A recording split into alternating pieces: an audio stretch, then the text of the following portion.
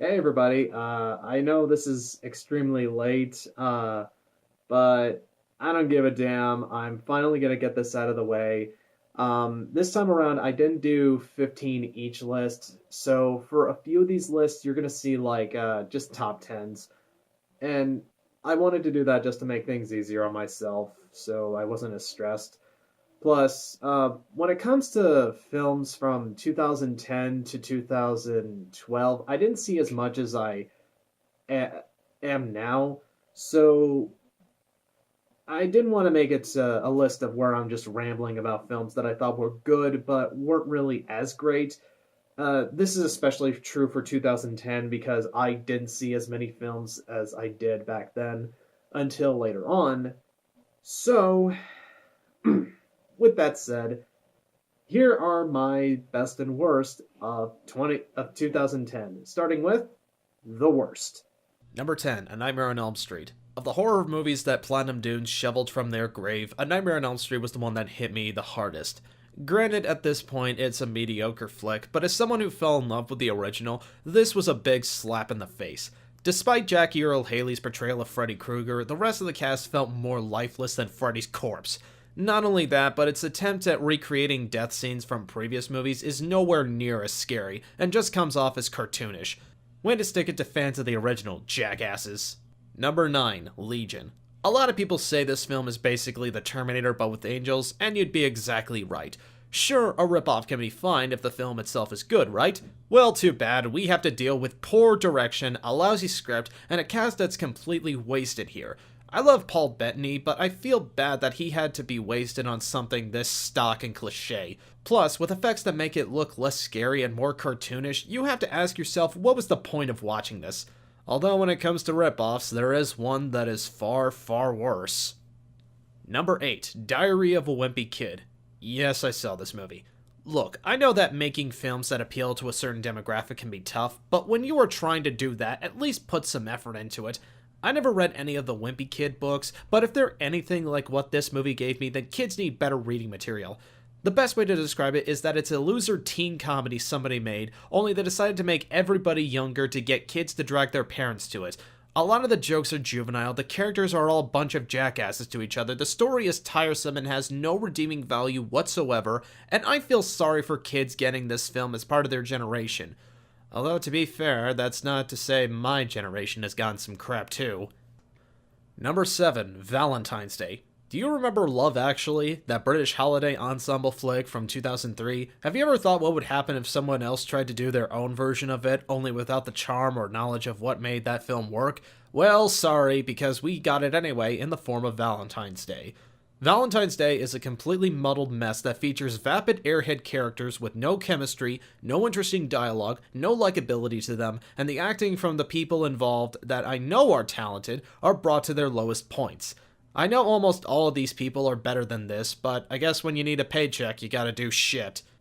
Number 6, My Soul to Take. You know what's sadder than the remake of A Nightmare on Elm Street? How about Wes Craven, the man who brought us the original Nightmare on Elm Street, giving out a new movie that's even worse? Seriously, My Soul to Take is one of the most uninteresting horror films that I've seen in a long time. The whole film is supposed to revolve around high schoolers who were born the same night as a murderer dies, and one of them is his reincarnation, but the film doesn't make you care about what happens at all. The suspense is terrible, the acting is painfully bad, the direction is lackluster, and it's just a miserable experience to sit through. Number 5, Resident Evil Afterlife. 4 films in, and this film series has yet to either represent the games in a proper light or even learn how to tell a coherent story. Once again, we're left to witness a film that is less about the elements of horror trying to survive a zombie infection, and more about Paul W.S. Anderson trying to show off his wife being a superheroine. I never gave a damn about Alice since day one, and I still don't. The more this series goes on, the more it stretches itself further away from the games, which the games themselves have been doing to a certain point. But even so, Wesker's not that intimidating as a villain, his plans continue to make less sense, and swimming zombies, really? Number 4, Vampires Suck. You know what's worse than a Twilight movie? How about a Twilight parody movie? Yeah, because the parody movies of the 5 years before this were such masterpieces. Oh wait, no they weren't. They were the same recycled dogshit jokes that Jason Freeberg and Aaron Seltzer have been recycling since the first Scary Movie. All the jokes that they throw at you make absolutely no sense, the acting is worse than anything you'd see in a porno, and none of it actually manages to put itself together into a worthwhile film. If you want to laugh at a movie, just go watch any of the other Twilight films and save yourself the trouble. Number 3, The Last Airbender. No surprise this film would be on here. I mean, with the kind of universal hatred this film has been getting since day one and then seeing the film for itself, it's no wonder it turned out to be such a catastrophe. Despite decent enough effects and average action, it doesn't make up for what is remotely a soulless recreation of the animated series we know and love.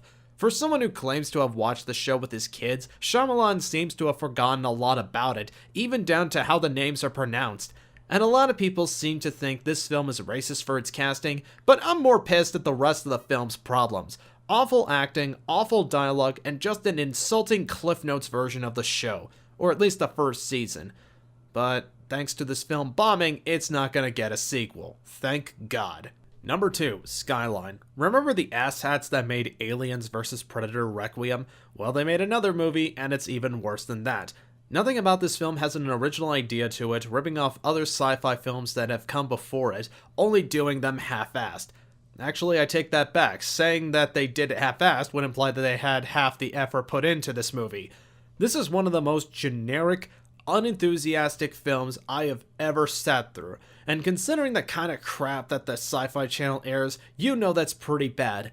I hated the characters, I hated the acting from the people involved with it, especially considering it has Donald Faison from Scrubs in it. It's just a painful experience to sit through, and I don't expect this film to continue on any further with any other film. Just don't give these guys any more work. And the number 1 worst film of 2010 is Jonah Hex. Hey, guess what, everybody? We found a comic book film that's joined the ranks of Catwoman and The Spirit. Seriously, sitting through Jonah Hex felt like sitting through 80 minutes of Michael Bay's Jerk Session. Yeah, that's right, this film is only 80 minutes long, and yet it feels like 2.5 hours of bullshit happening. This is probably the worst film that Josh Brolin has ever put his name to, and it's sad because he's a really damn good actor. Hell, he was great in True Grit, showing he can really do westerns very well.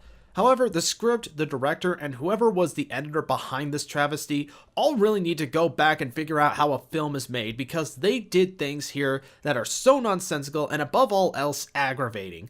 Thankfully, the film was a giant bomb at the box office, so we won't be hearing from Hex anytime soon. Jonah Hex is the worst film of 2010, and I would dare say it also gets the title of being the worst western I have ever seen. Wasn't that fun? Be sure to check in next time as I give out my 10 best of 2010. And then afterwards, well, you know how this is going.